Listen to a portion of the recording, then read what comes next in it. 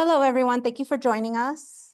Thank you for coming to the East Brunswick Public Library for our health program with Dr. Bhatt from Solara Rheumatology. And this is part of our health initiative, Just for the Health of It. And now I'll give the floor over to Dr. Bhatt. All right. Thank you for coming. Just give me 1 second. So the topic that we're going to talk about is osteoporosis. So the title of my topic obviously is Protect Your Bones, What Everyone Should Know About Osteoporosis. This is introduction. These are the places that we have our offices at. So if any of these locations are close to you and feel, or you've been told you have osteoporosis and need assistance in being treated, then obviously you can contact us. So protect our bones. What should everyone know about osteoporosis? So why are we here, right?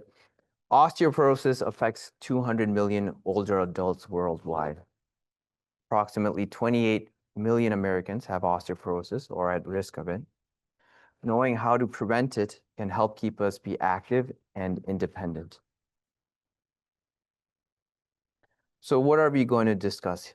So we're going to discuss what is osteoporosis, what are the risk factors and causes, what are the signs and symptoms, how is it diagnosed, and also how it's treated and how to prevent it. You all can hear me, yes? Yes, okay. So what is osteoporosis? So the World Health Organization, right, defines osteoporosis as a disease characterized by low bone mass and microarchitectural deterioration of bone tissue, leading to increased bone fragility and susceptibility to fracture.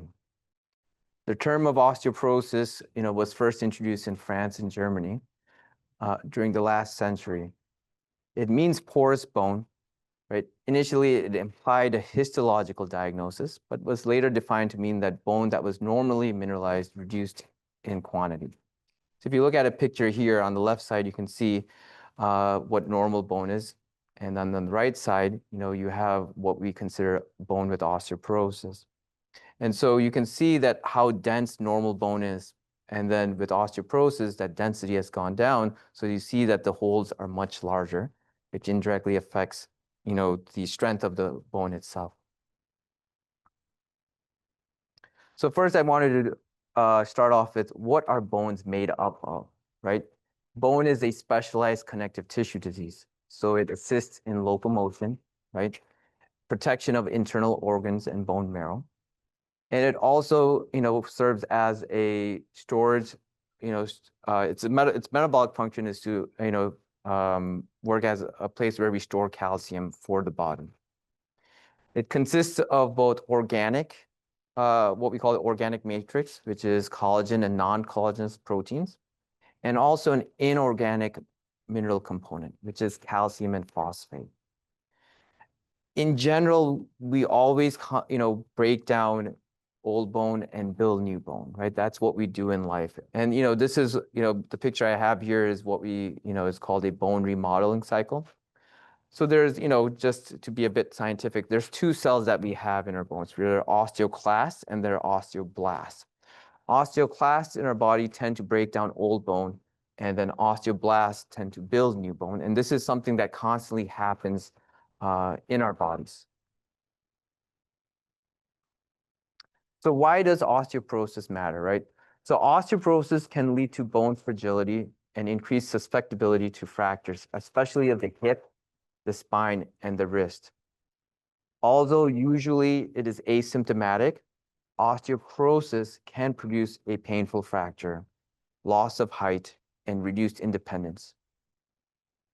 After 50 years of one's age, an exponential rise in fractures occur, with 40% of women and 13% of men experiencing one or more osteoporotic fractures in their lifetime.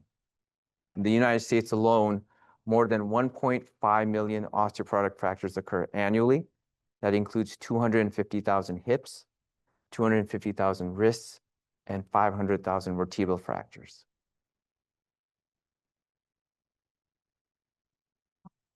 Hip fractures are associated with a 12 to 24% mortality rate in women and a nearly 25% mortality rate in men within the first year of fracture. In addition, 50% of patients are unable to ambulate independently and require long-term nursing home care. In general, these numbers will continue to grow exponentially as the elderly population of industrialized nations increase. I have here pictures of what fractures would look like. So obviously on the left-hand side is X-ray of the lumbar spine or the lower back, and you can see where the what is circled in the yellow circle is a fracture of the lumbar vertebrae, or what we consider a compression fracture. And obviously on the right side is a fracture of the hip. And these are locations, specific locations where we have osteoporotic fractures occur.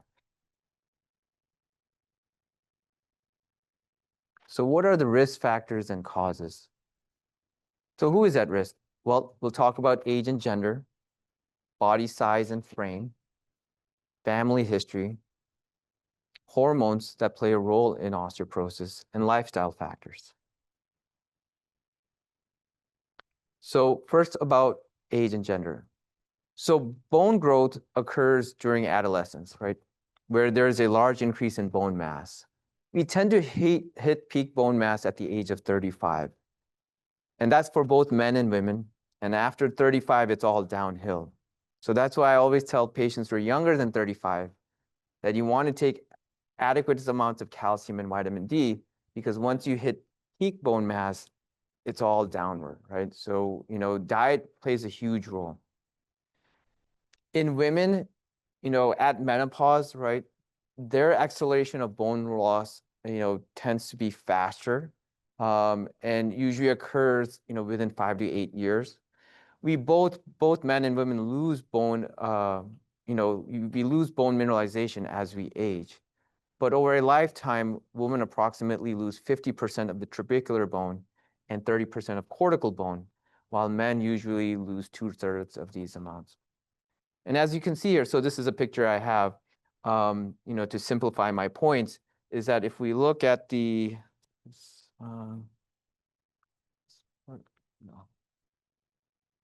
there's no pointer on this. Okay. You see the pointer? Right there. Okay. So you can see that, at 30, we hit our peak bone mass. And with men, it's a slow decrease, right?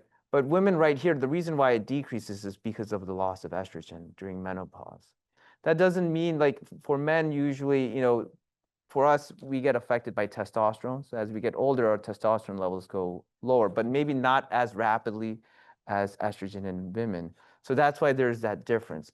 But you can see that as we age, our bone mineral density continues to go down. So again, that's why it's important, especially if you have grandkids or people or young, children who are below the age of 35, to make sure that they are adequately eating well, particularly calcium and vitamin D.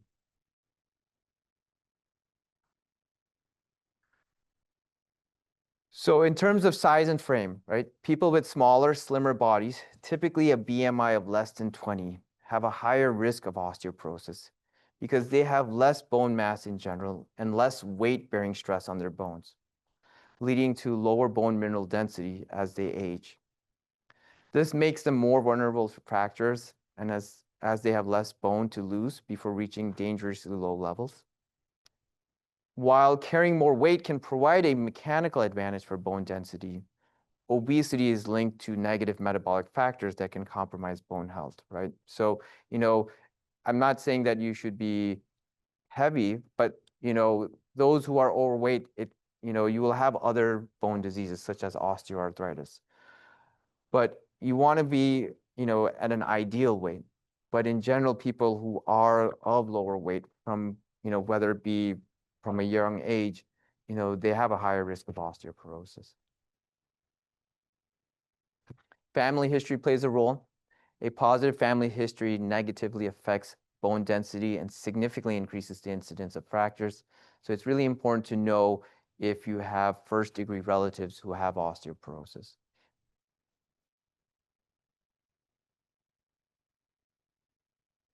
So hormones also play a role, right? Estrogen, progesterone, testosterone, growth hormones. These are all major regulatory, hormones that play a role in us developing, bone mass.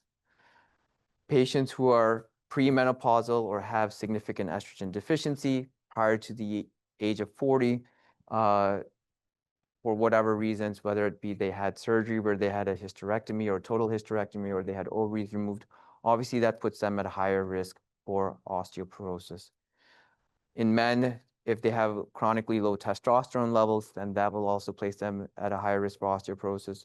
Those who have thyroid disease, it is one of the risk factors, as well as hyperparathyroidism.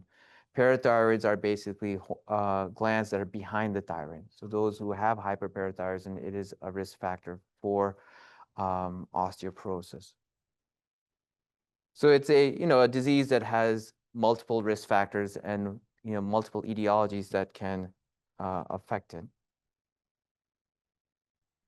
Lifestyle also plays a huge role. So people who are current smokers, smoking can impair calcium absorption, it lowers estrogen, and those who are smokers tend to have low physical activity, so that overall weakens bone. Those who drink alcohol, particularly if they have more than 3 drinks a day, that can also weaken bone. Nutritional deficiencies, such as poor calcium intake, low vitamin D, lack of sunlight. Reason why lack of sunlight plays a role is because sunlight is needed to activate vitamin D. And so that also plays a role in weakening bones, and having an inactivity type of lifestyle where you're not doing adequate amount of exercise. So all these things will cause your bones to become weak. So in terms of calcium and vitamin D, right? Calcium and vitamin D is needed for bone mineralization. Dietary calcium and vitamin D from food sources and supplements are important nutrients for bone health. So for calcium particularly, milk products or fortified beverages, so plant-based soy milk, oat milk, or even orange juice is important. Canned salmon with bones is important. For vitamin D, fortified milk and plant-based beverages, again, like soy and oat milk is important, but eggs and fatty fish are also foods that are rich in vitamin D as well.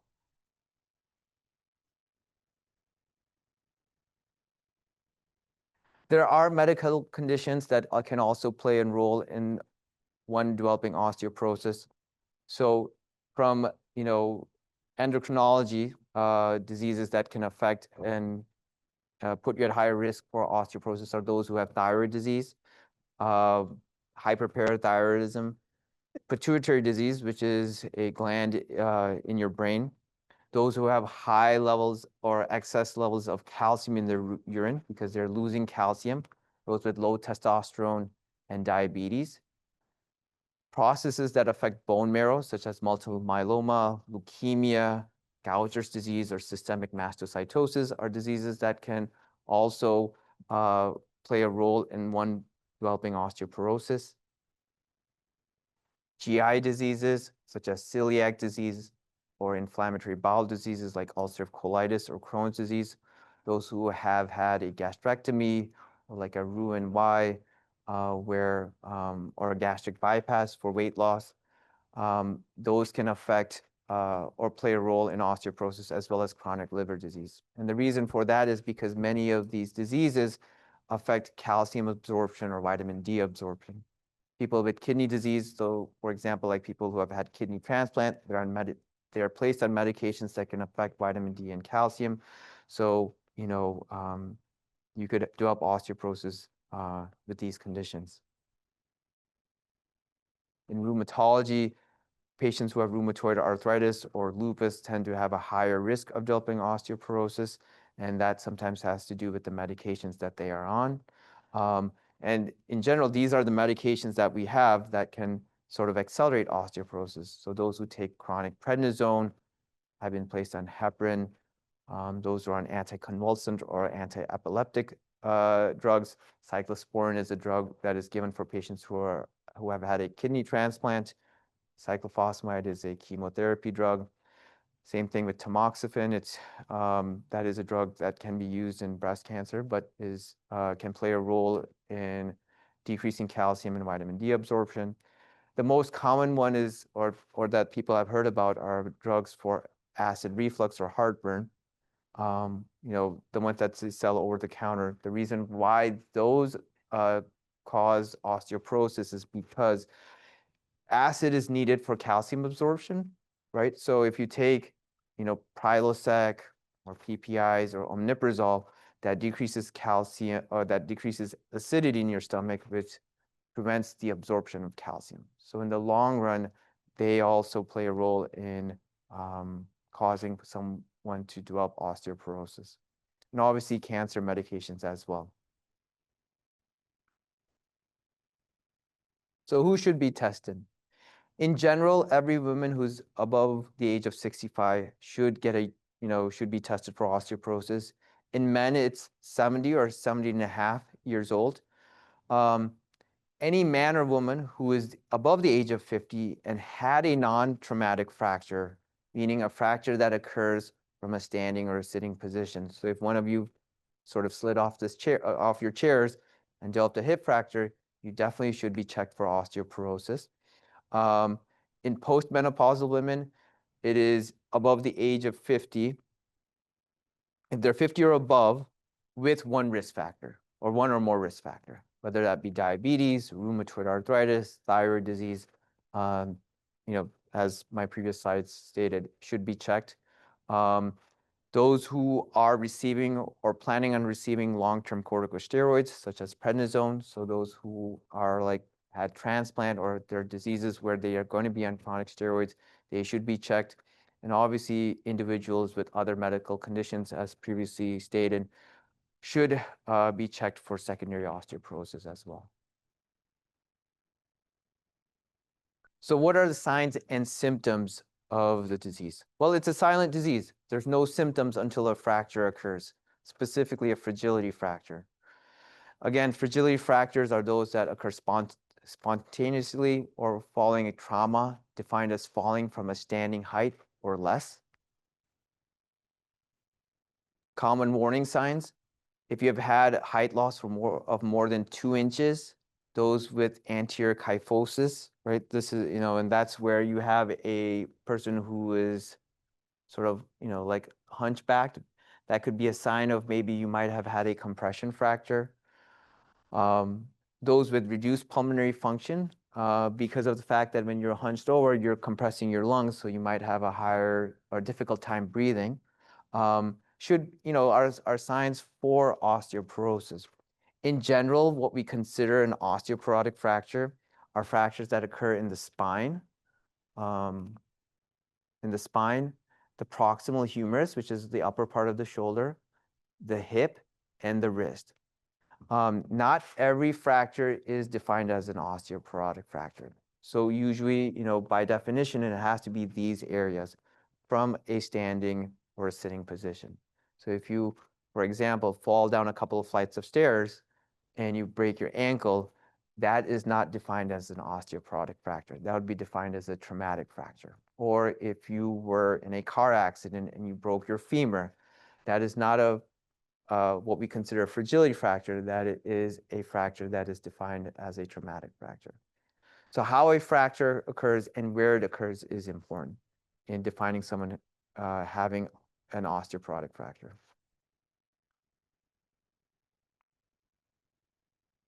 So in terms of diagnosis, so how do we diagnose or how is the diagnosis of osteoporosis made?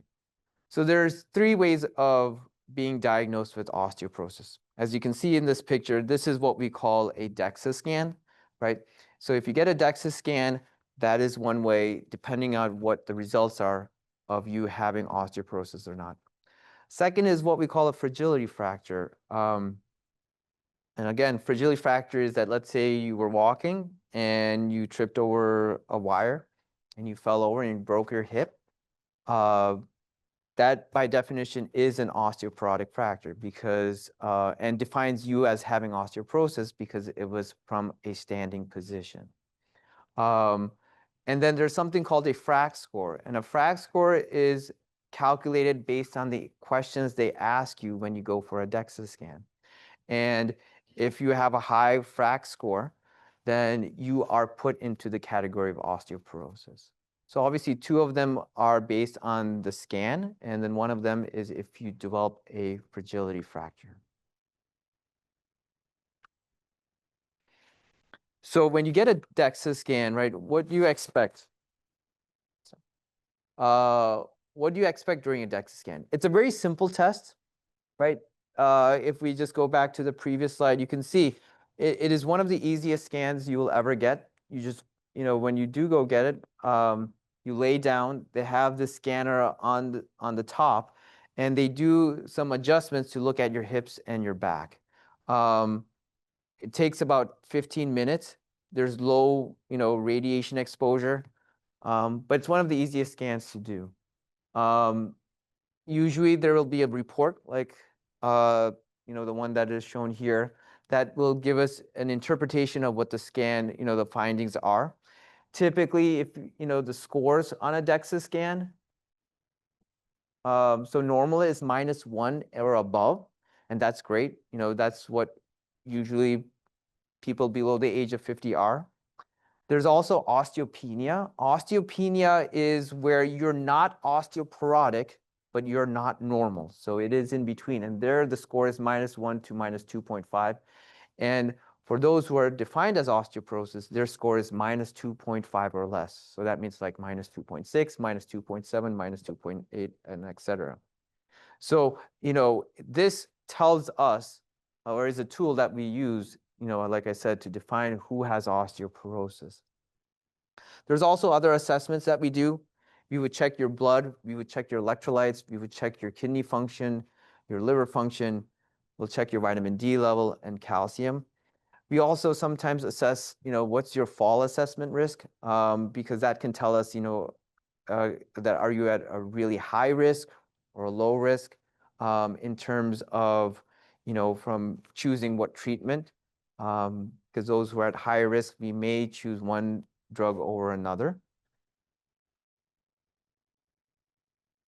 So in terms of treatment and prevention, so these are the treatment options that we have for osteoporosis. There's different class of medications.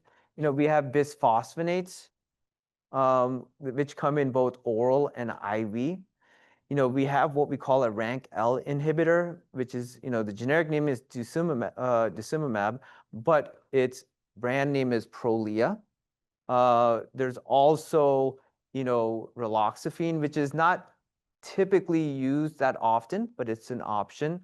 We also have anabolic agents. So, we have parathyroid hormones. These are injectables that are done for 2 years. And then we have a medication called romalizumab. And if you might have seen advertisement for it, it's called Evenity, which is an injection taken once a month for 12 months. And so what all these drugs do is that they are basically increasing mineralization of your bones. Choosing which one is, is very patient specific. Obviously, we have to look at other risk factors, kidney functions, things like that, to decide which one would be the right one for you.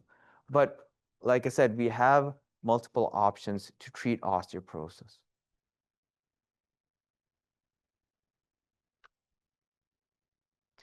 How do you prevent osteoporosis? So if you don't have osteoporosis and you have osteopenia, right, then calcium, vitamin D, and resistant exercises are key. Obviously, with calcium uptake, it doesn't have to be pills. It can also be from the foods that you eat. I tend to tell patients that it might be best to get calcium from the foods that you eat instead of taking supplements, because in general, with calcium pills, you only get approximately 21% of it's absorbed. The rest goes to waste.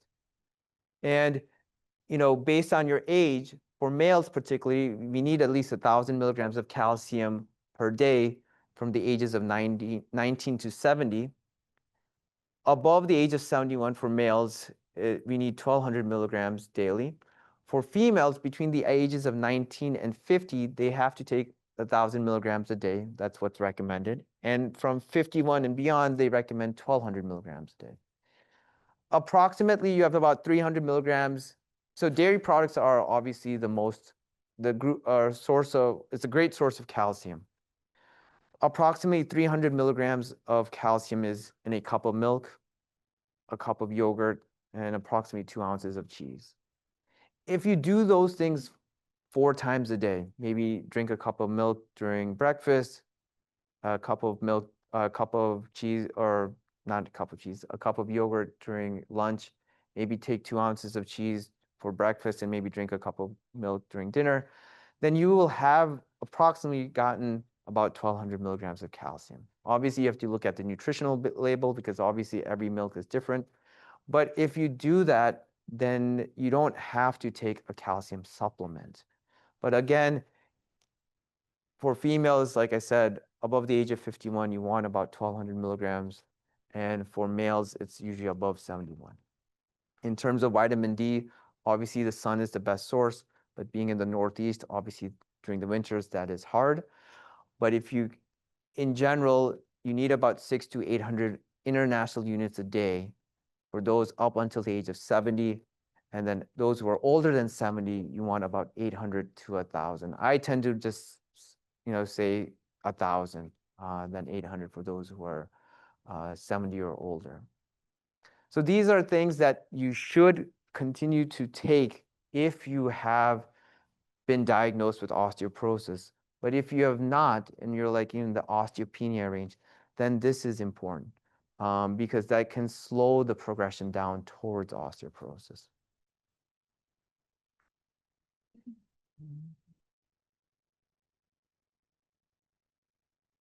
What are other important factors? Well, exercise is key, right? And what I mean by that is weight-bearing exercises. So weight-bearing such as walking, stationary biking, dancing is important. Elliptical is fine as well. Strength training is important. So that could be resistant bands. It could be lightweight resistance. What I always tell patients is that it's not important if you're going to do work on your biceps. You don't want to carry 50-pound dumbbells and do 3 times and be like, I'm done, right? You want to make sure that you do a weight with greater reps. And so, maybe you do a 10-pound dumbbell, but you do it 15 times and you do it 3 times. And that's what's important. Balance exercises are key, such as Tai Chi. Pilates is also helpful, but working on your core muscles is key because with balance, obviously, as we get older, our balance is not as great as compared to when we were younger. And so that puts you at risk for fractures. So balance exercises are key. And then preventing falls at homes. So that's using handrails, non-slip mats, removing loose rugs, things that proper lighting, and making sure your eyes are checked, that if you need glasses, make sure that, you wear glasses, be checked for glaucomas, cataracts, things like that. And if you are a smoker, highly recommend that you quit smoking, obviously trying to limit your alcohol use.